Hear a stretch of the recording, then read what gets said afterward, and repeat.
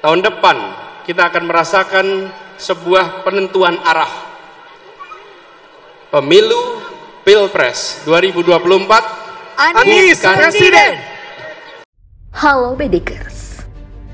Beberapa tokoh politik Indonesia secara resmi telah mendeklarasikan diri sebagai calon presiden pada pemilu 2024 mendatang. Salah satunya yaitu mantan Gubernur DKI Jakarta, Anies Baswedan. Berdasarkan hasil survei dari Indikator Politik Indonesia, elektabilitas Anies Baswedan berada di posisi ketiga. Di bawah Prabowo Subianto di urutan pertama, dan Ganjar Pranowo di posisi kedua. Sisi gelap Anies Baswedan adalah topik yang sering diperdebatkan di media sosial.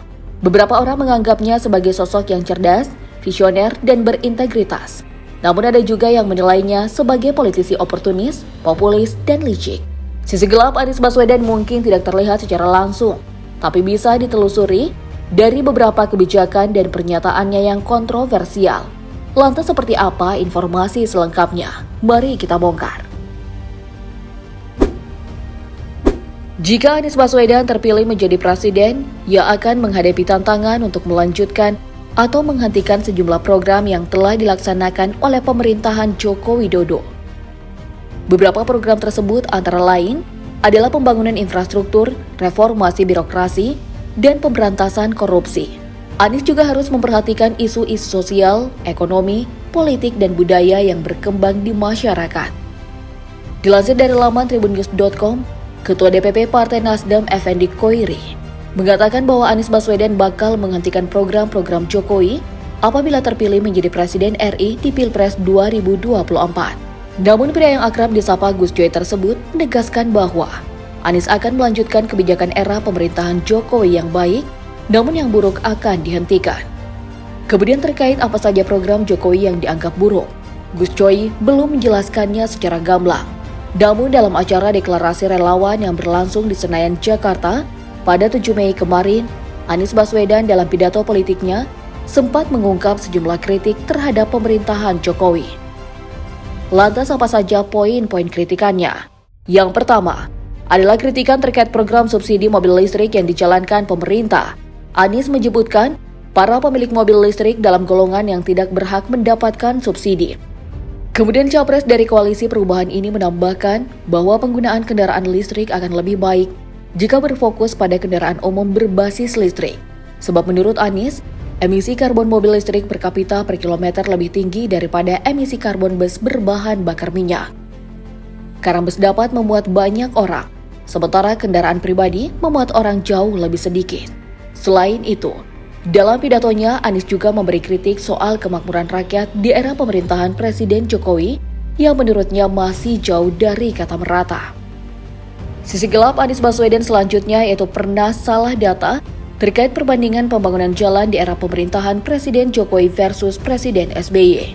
Dilansir dari laman detik.com, Anies menilai pembangunan jalan non-tol era Jokowi kalah dibandingkan era SBY.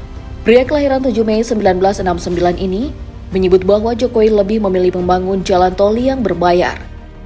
Pembangunan jalan nasional yang gratis di era Jokowi disebut kalah dibanding era SBY.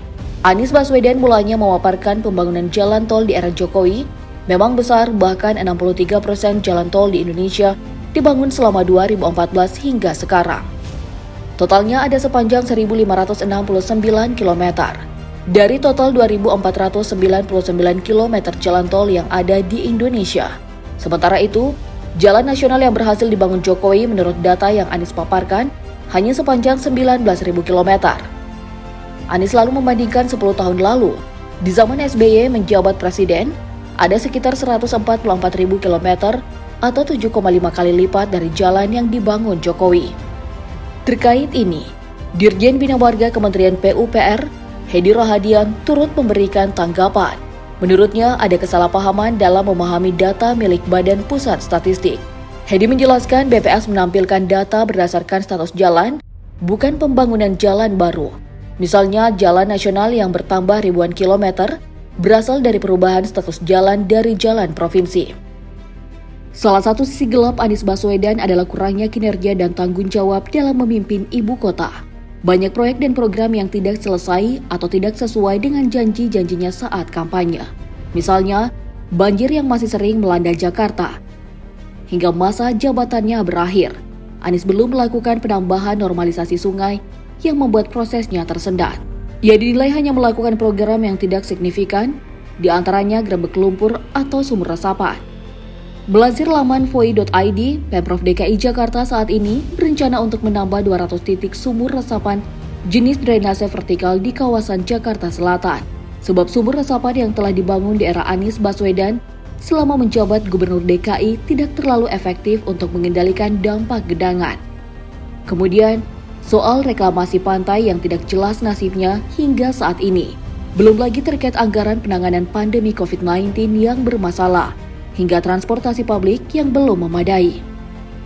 Selain dari kehidupan politiknya, Anies Baswedan juga mempunyai sisi gelap sebagai seorang akademisi yang menyelesaikan pendidikan hingga tingkat tertingginya di luar negeri.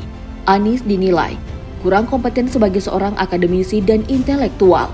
Meski memiliki gelar doktor dan pernah menjabat sebagai Menteri Pendidikan dan Kebudayaan, Anies Baswedan tak hanya menghasilkan karya ilmiah yang berpengaruh. Bahkan beberapa karya ilmiahnya dikritik karena diduga menjiplak atau mengutip tanpa rujukan yang tepat. Sisi gelap lain dari Anies Baswedan adalah sikapnya yang pragmatis dan oportunis dalam berpolitik. Sosok berusia 54 tahun ini tidak memiliki loyalitas terhadap partai politik manapun, sehingga ia bisa bebas berkomunikasi dengan siapapun yang bisa mendukung ambisinya.